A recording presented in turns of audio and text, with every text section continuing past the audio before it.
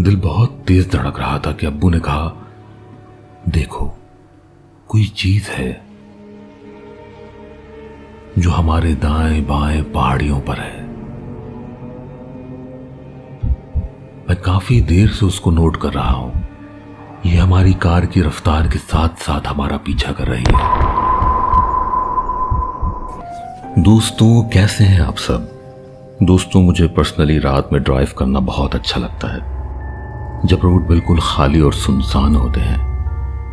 लेकिन इन खाली सड़कों पर अक्सर ऐसे वाकयात पेश आ जाते हैं जो सारी जिंदगी के लिए हमारे जहनों में सवालात छोड़ जाते हैं। ऐसा ही एक वाकया मैं आपके साथ शेयर करने जा रहा हूं।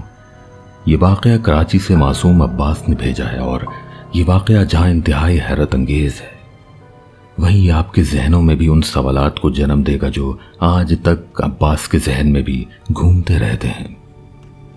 आखिर तक इस वाकये को जरूर सुनिएगा, क्योंकि इसका अंजाम वाकई आपको चौंका देगा।